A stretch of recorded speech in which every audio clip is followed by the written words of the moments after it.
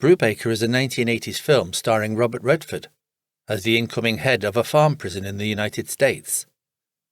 He is considered one of a succession of so-called reform prison wardens hired to change the prison and modernize it.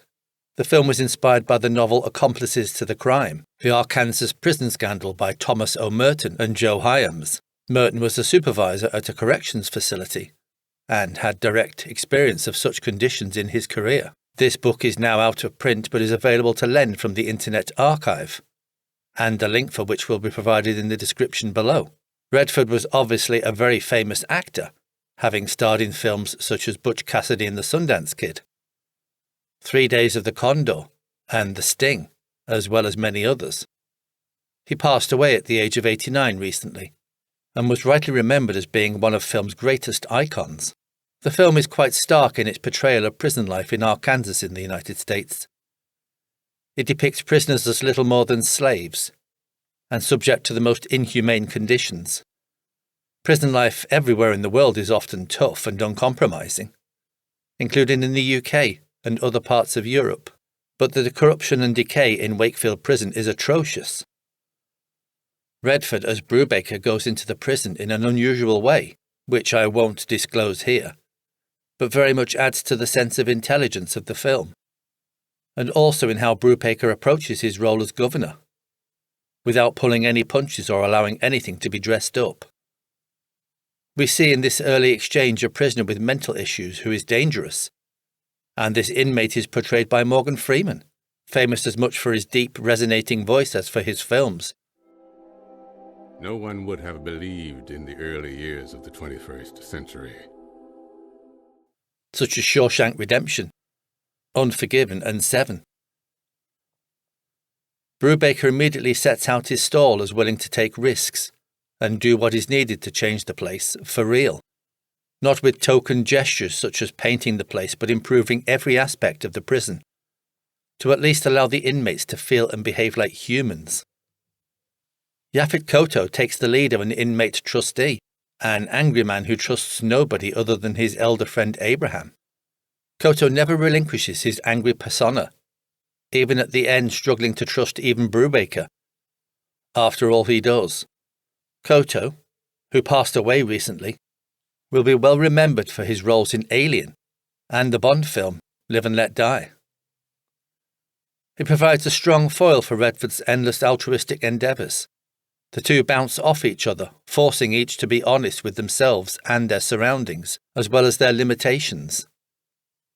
We see a scene early in the film in which a man is taken out from the cells and whipped, but the fact that we never find out why adds to the potency and power of the moment, showing trustees treating inmates as virtual slaves, but victims of this are both black and white people. Later on, we see prisoners having to give blood to get paid for even basic necessities, and the so-called doctor is asked what to do with a prisoner who has been beaten to death, and he just ignores them and leaves. This is the basis of what is going on in the prison, where nobody cares if inmates live or die, not even those hired to do so. Brubaker joins the other prisoners to eat food, and sees slop filled with maggots, which an inmate suggests he eats. Go ahead. It's protein. As Brubaker tries to figure things out in the prison with Kotto, they are informed that the barracks roof has caved in and Brubaker rushes to help, not caring for his own personal safety. When he tries to bring seriously injured men for the doctor to treat, he finds the men pleading they cannot afford more money to pay, and Brubaker overhears, throwing the doctor out. As time progresses, Brubaker investigates every aspect of the prison, finding out that the food meant for the prisoners has been stolen and allowed to occur by his assistant who is supposed to watch over such things. He is another that is immediately shown the door, which reinforces the sense that, as the new prison warden, he really does intend to change the place once and for all. We get a sense of hope and optimism from this, while never being allowed to forget that these are prisoners, locked up for often very serious crimes. Even labour used by local firms is nothing more than slave labour, forcing Brubaker to demand that the owner of the local construction yard fix the faulty roof that he put in for free, and that he will get no more free workers. This begins to cause issues with supposed powerful people, but all the while he resists and continues to fight back against the corruption and injustice. The trustees remain at the heart of much of what goes on in the prison, from murders to corruption and theft. But a lot of this is aided by corrupt staff, as well as local people. Brubaker ends in a struggle against them all, but refuses to back down. And slowly the place does what he was hired to do: run properly, give the men a sense of humanity, and at least try to end the endemic corruption.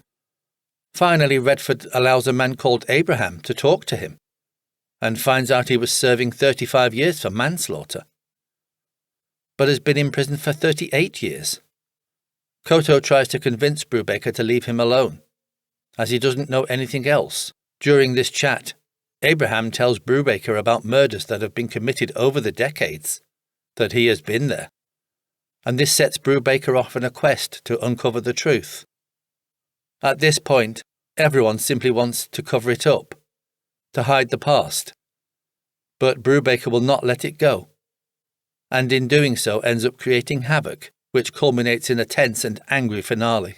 The film deals straight up with the treatment of prisoners, so-called rehabilitation, and the inhumane treatment of inmates, not just in this prison, but also as a statement of how society deals with offenders, both long and short term. It is without doubt one of Redford's best films, of which there were many, and it is a must-see for anybody wanting to see carefully crafted, thought-provoking and hard-hitting films. I saw this as a teenager, and it stuck with me, and I think it will stick with you too, so I very much recommend Brubaker.